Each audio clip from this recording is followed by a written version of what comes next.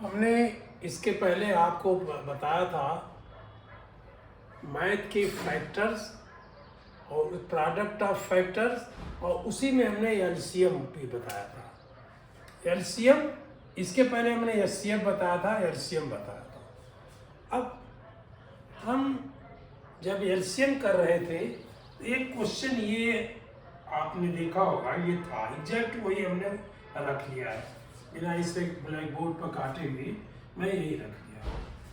36, 42, 148, इसका हमने ये 2 से डिवाइड हो रहा था, 2 से 18 कर दिया, 21 कर दिया, 74। ये फिर 2 से डिवाइड हो रहा था क्योंकि ये 18 और 74 दोनों इवन नंबर है। तो हमने इसको डिवाइड किया और डिवाइड करने के बाद ये 9 आया, ये 21 ही रह गया। ये देखिए ये 21 ही रह गया। तो अब ये प्रश्न आता है, क्वेश्चन आपके दिमाग में आता है कि जब आप कॉमन मल्टीपल्स कह रहे थे, कभी कॉमन फैक्टर भी कह रहे थे, तो ये कॉमन कहाँ है? ये तो 21 वही का वही रह गया। उसी तरह से जब हमने 3 से इसको डिवाइड किया तो 3 आया, ये 7 आया, ये 37, ये फिर कॉमन नहीं है, ये तो कॉमन नहीं है, इसकी ये कॉमन की बात नहीं है, ये कैसे हो? सेम नंबर है। तो फिर आपने 3 से किया, इनमें से दोनों नहीं डिवाइड हुआ, तो ये भी कहाँ कॉमन है।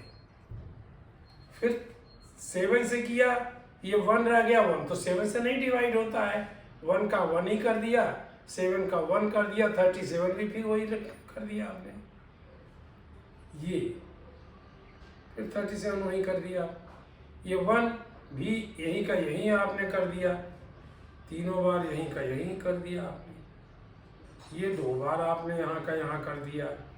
ऐसा क्यों होता है? ऐसा क्यों हो सकता है? जब हम कॉमन मल्टीपल कॉमन फैक्टर की बात करते हैं तो ये कॉमन फैक्टर तो है नहीं, क्योंकि 221 का फैक्टर नहीं है।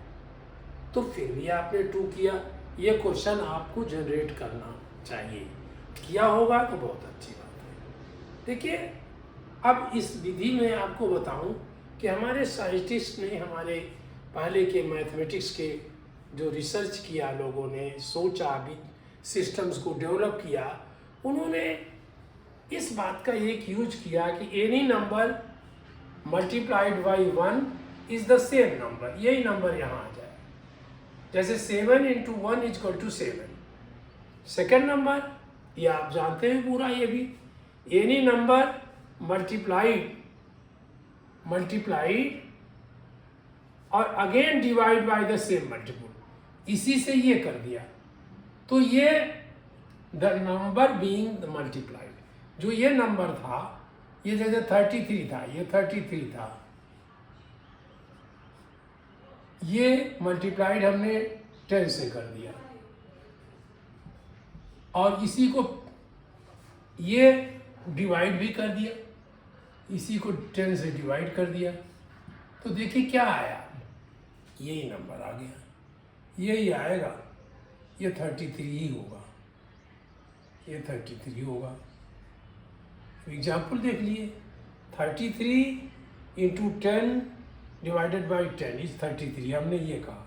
कैसे हुआ? 33 10 से हमने मल्टीप्लाई किया तो 330 आया, फिर 10 से हमने डिवाइड किया, 33 आ गया। चाहे आप चाहें तो यही कर लें, 10 डिवाइडेड बाई 10 इज 1, और 33 × 1 = 33। तो ये सिस्टम है, और ये जो है हम ये लागू करते हैं, तो ये आपको याद क्या है? तो बहुत सिंपल सी बात है, कोई नंबर अगर किसी से मल्टीप्लाई करिएगा, किसी नंबर से करिएगा, हमने किया 5, चलिए 15 divided by multiplied by 2, again divided by 2, तो ऐसा बिना सोचे हम 15 लिख देंगे। कैसे करेंगे आप देखिए, आप ये कहेंगे कि ये कैसे किया आपने, तो 15 ये हमने चाहे पहले कर लिया, तो 15 2 जा 30 और 30 डिवाइडेड बाई 2 आप डिवाइड करके देख लीजिए आंसर यही आएगा इज इक्वल टू 15। आप यहाँ से कर सकते हो 15 मल्टीप्लाइड बाई 2 डिवाइडेड बाई 2, पहले हमने इन दोनों को कर लिया, तो ये क्या आया 15 2 divided by 2 is 1, 15 into 1 that is also 15। तो ये इसको इन लोगों ने यूज किया, इसी सिस्टम को स्पेशली इसको यूज किया, बल्कि कई दोनों को यूज किया। तो हमने जब यहाँ थे, अब इससे उससे देखिए 36 वही नंबर मैंने लिया है 36 42 48 148 सेम नंबर हमने यहाँ उसी क्वेश्चन में लिखा टू एक्सप्लेन कि कैसे हुआ ये। 2 से हमने किया 18 आया, देखिए यहाँ 18 भी आया, ये 21 आया, ठीक है, और यहाँ 74 हो गया। अब इसमें लग रहा था कि 2 है, इसको भी कर रहा है, तो हमने क्या किया, इसको 2 से मल्टीप्लाई कर दिया, 21 को 2 से मल्टीप्लाई किया और 2 से ही ये डिवाइड कर दिए। तो डिवाइजर है सबके सब, फैक्टर्स आर डिवाइजर। ये फैक्टर जो है, फैक्टर क्या होता है, ये डिवाइजर होता है, आर डिवाइजर। ये भी ये लगा होगा, ये हर एक जगह नहीं लगा है, इसलिए मैंने केवल ऐसे लिख देते हैं। तो ये 2 से इसको मल्टीप्लाई किया, 2 से डिवाइड कर दिया तो 21 हो गया। ये आपका आंसर ये निकला है, इसीलिए 21 है ये। अब हमने इसको 37 आया, फिर 3 से करने लगे तो ये 9 हो रहा था, 21 हो रहा था, लेकिन 37 नहीं हो रहा था। 37 को मैंने 3 से मल्टीप्लाई कर दिया और यहाँ उसी को डिवाइड कर दिया। 37 मल्टीप्लाइड बाई 3 डिवाइडेड बाई 3, ये तो डिवाइजर है। मैंने यहाँ ना लिखने के बजाय हमने यहाँ लिख दिया है, तो ये सेम रहा। ये आपका रीजन हुआ।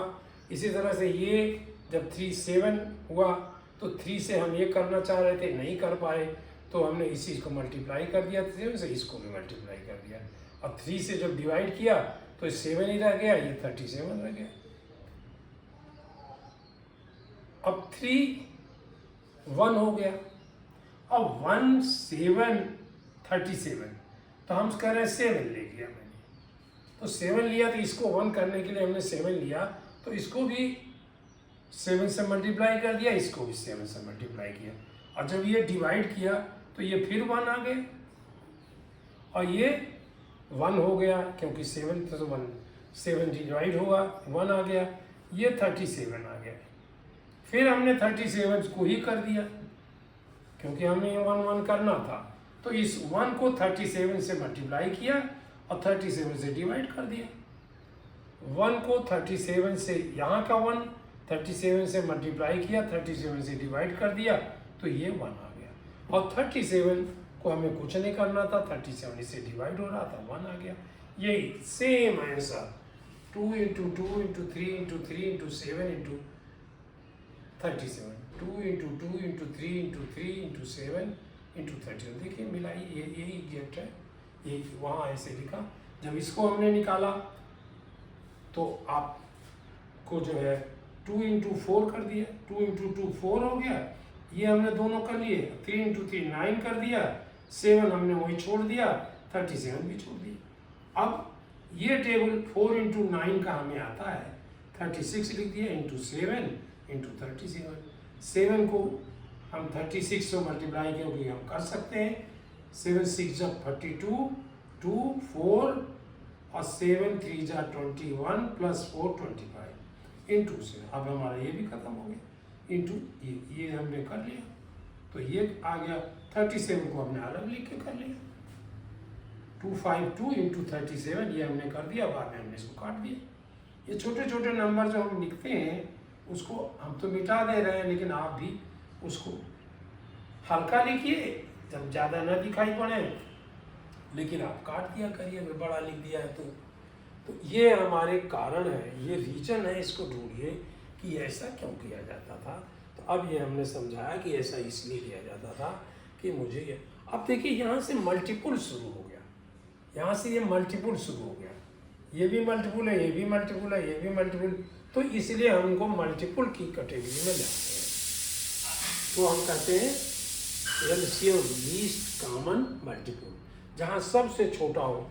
अगर लीस्ट कॉमन मल्टीपुल को फिर आपसे 2 से किसी से मल्टीप्लाई कर दें तो वो कॉमन मल्टीपुल तो होगा,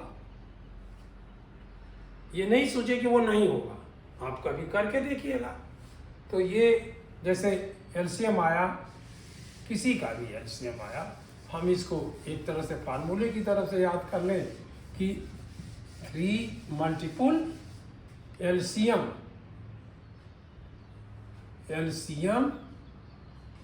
इंटू एनी नंबर, कोई नंबर ले लीजिए आप, एनी नंबर, ये भी मल्टीपुल हुआ, इज आल्सो मल्टीपुल, ये भी मल्टीपुल हुआ उन्हीं नंबर्स का जिसको दिया गया था। अगर हम इसको 2 से मल्टीप्लाई कर दें तो आप देखिएगा वो सब फिर इसी से डिवाइड हो जाएंगे, इसको सब डिवाइड कर देंगे। तो ये आपको करना है, सीख लीजिए, बहुत इम्पोर्टेंट नहीं है। ये क्लास 3 और 4 या इवन ये रीजन 5 के लिए भी कर सकते हो आप, ये रीजन 5 के लिए भी कर सकते हो, लेकिन जब आप 4th में जान जाओगे तो आपको रीजन की ज़रूरत नहीं है। आप स्पष्ट होइए कि ये क्यों किया गया है। कॉमन मल्टीपुल बनाने के लिए हमने उसी नंबर से, किसी नंबर से मल्टीप्लाई किया जो हमें ज़रूरत थी। यहाँ 2 की ज़रूरत थी तो 2 से मल्टीप्लाई कर दिया, 2 से ये डिवाइड कर ही रहा हूँ मैं। देखो ये आपने इसको किया है तो डिवाइड हुआ, जब इसको किया तो 9 हुआ, ये इसको किया तो 2 कट गया, फिर 21 आ गया। तो ये इसके रीजन्स हैं, और इसलिए ये एलसीएम में आप जो नंबर नहीं डिवाइड हो रहा उसको एज इट इज़ अपनी तरफ उतार ले आते हैं, अपनी तरफ लिख देते हैं, और जो डिवाइड हो रहे हैं उनको डिवाइड कर देते हैं। यहाँ देखिए 2 डिवाइड हुए हैं, ये दोनों डिवाइड हुए 2 से ये डिवाइड हुआ और 2 से ये डिवाइड हुआ। देखिए ये भी डिवाइड हुआ, ये भी डिवाइड हुआ, तो हम दोनों को डिवाइड किया और इसको सेम नीचे उठा के रख दिया, क्योंकि सेम का पर्सन वही है। पहले हमने इसको 2 से मल्टीप्लाई किया, 2 से डिवाइड कर दिया, तो वही आ गया। ये जानना रीजनिंग, आप हर एक चीज़ की रीजनिंग जानिए, कहिए कि कैसे होता है, क्यों होता है ये, इसको रीजन जानिए। रीजन से आपके ब्रेन में अच्छा असर आएगा और ब्रेन में डाटाज जो है कम होते जाएंगे, बहुत ज़्यादा डाटा नहीं रहेगा। जैसे आप फैक्टर टेबल आपने याद कर लिया, आप कहाँ डाटा है, आप ये कहिए। कभी कभी देखिए, मैं ही स्वयं अपने लिए बता रहा हूँ, मुझे हिंदी की टेबल पहले हमने याद किया था प्राइमरी में, हिंदी स्कूल में। अब मैं आज आपकी मैथमेटिक्स में ये करता हूँ, लेकिन हमारे दिमाग में वो हिंदी का चलता है। हम हिंदी का 5 इंटू 8, तो हम 8 पचे 35 कर देते हैं, 8 पचे 40 कर देते हैं, 5 अट्ठे 40 कर देते हैं, वहाँ अट्ठे चलता था। अब लेकिन लिखता वो जो आपको चाहिए, पट्टी में जानता हूँ क्या होता 40, तो इसलिए मैं दोनों का ही प्रयोग करता हूँ। ब्रेन किसी का कर रहा है और हाथ किसी का कर रहा है, ये हो सकता है। जब हिंदी के लोग हैं, जब वो इंग्लिश में बोलना चाहते हैं तो वो पहले अपनी बात को हिंदी में अंदर सोचते हैं और फिर उसी का ट्रांसलेशन करते हुए वो इंग्लिश बनाते जाते हैं।